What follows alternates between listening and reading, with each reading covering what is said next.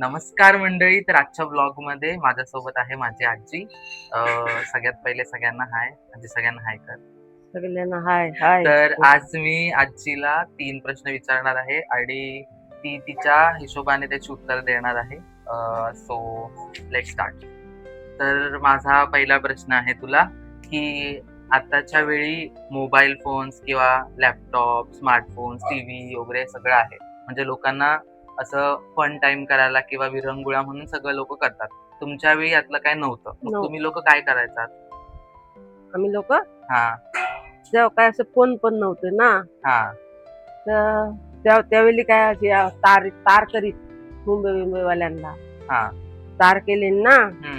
मग ते यायचे आजारी कोणापर्यंत. अच्छा, म्हणजे पत्र पाठवायचे. हा, पत्र पाठवायचं. आणि असं आता समजा काय काम नाही, तर तुम्ही तेव्हा काय करायचं? आता कसं कोणाला असं रिकामी वेळ असला की टीव्ही बघतात किंवा फोन बघतात. मग तुम्ही काय करायचात तेव्हा? तेव्हा काय असं काम असायचं महाराणी. म्हणजे फक्त कामच करायचं. हा, रानात आलं की घरातली कामं करायची. काय, काय? मुसलाने कांडायचं, हं, जातलीवर दलायचं. हं. ही आम्ही कामं करणार घरी आल्यावर. अच्छा. त्या फोन कुठं होता ना टीव्ही कुठं होती काय हं. नव्हतं. मग आता काय तुला वाटतं फोन आल्यामुळे लोकांची कामं कमी झालेत, फोन आणि याच्यामध्ये हा, जास्त? घरातले कमी झाले. मग लोकं आळशी आता झालेत काय जास्त? चक्की आळशी झाली. चक्कीवरनं दलून आणायचं हं, आणि घरात बनवायचं. हं. आता काय पहिले पण मग सारखे. ते बरं नाही का? म्हणजे आता कसं लोकांना जास्त कष्ट करायला लागत नाहीत हा, जास्त. तेव्हा तर मग ते चांगलं आहे ना? कष्ट आता कष्ट करायला लागत नाही, पण ते आळशीच झाली लोक. हं, ठीक आहे. तुमचं काय मत आहे ते तुम्ही कमेंटमध्ये सांगा ह्या क्वेश्चनबद्दल. दुसरा प्रश्न आहे, आत्ताच्या जेवणामध्ये आणि आधीच्या जेवणामध्ये तुला काय फरक वाटतो काय? म्हणजे तुझ्या वेळी जे जेवण बनवायचात तुम्ही आणि आता जे आपण जेवण जेवतोय, त्याच्यामध्ये असा पदार्थांमध्ये काही फरक? फरक वाटतो. काय तुमच्या वेळी तुम्ही असं काय बनवायचात? आम्ही काय बनवायचं, मच्छी, हं, मटण आपलं केव्हा तरी, शिमग्या पाडव्याला केव्हा तरी, हं. नंतर मच्छी. आणि आणि असं कोण पाहुणा आला तर आता आपण असं खूप असे पंचपक्वान्न बनवतो. त्या पुरी, काय भाजी, पुरी त्याच्यानंतर भाज्या, बिर्याणी त्या आणि असं. तेव्हा तुम्ही काय बनवायचात? वडे जास्त. वडे. हा, हां. वडे आणि मटण. मोड आणि मटण. मग आता अजून काय वाटतं जेवणाबद्दल काय लोकं बदललेत असं? आता लोक बदलले म्हणजे आता चायनीज आलं आता तेव्हा तुमच्या वेळी सगळं चायनीज सगळं. नव्हतं. आम्ही आम्ही त्या डोळ्याने बघितलेलं नव्हतं, तर आता खायला भेटतंय. हां, मग तुला चवीमध्ये काय असा फरक वाटतो की आता वाटतो की तेव्हाच्यामध्ये? वाटतो. आता हं. आता तेलाशिवाय काय.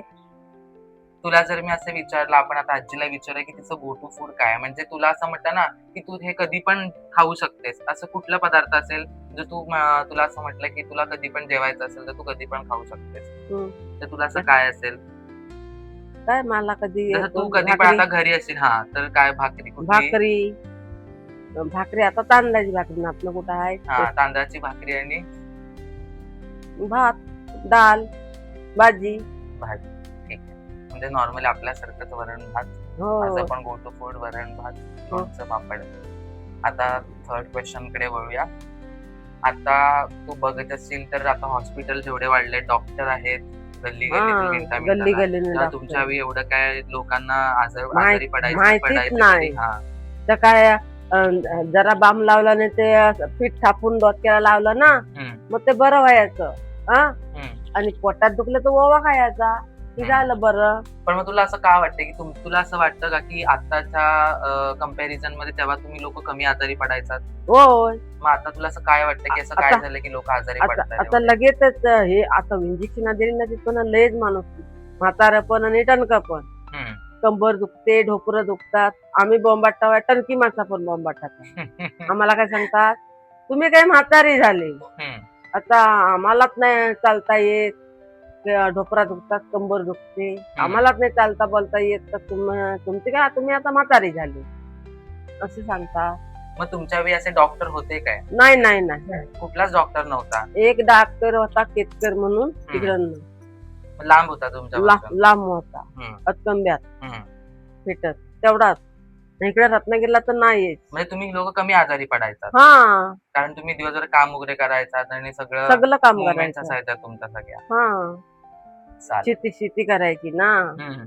ते शेतीत पासून भाजायचं उन्हाळचं, पण दिवसभर असायचं उन्हाळणार, पाणी तेवढं नाही यायचं, हम्म. जेवण नाही मग यायचं. पाण्याचं मला सांग की तेव्हा आता कसं पाणी प्रत्येकाच्या घरात नळ घरात आहेत ना किंवा घरात. ऍक्वागार्ड वगैरे आहे, पण हम्म. तुमच्या वेळी तेव्हा नळ नव्हते नाही, घरी, मग तेव्हा तुम्ही कुठून आणायचं? नदीवर आणायचं. नदीवरून आणायचात पाणी. हा, मग दिवसभर पुरायचं तुम्हाला नदीवर मग आणलेलं?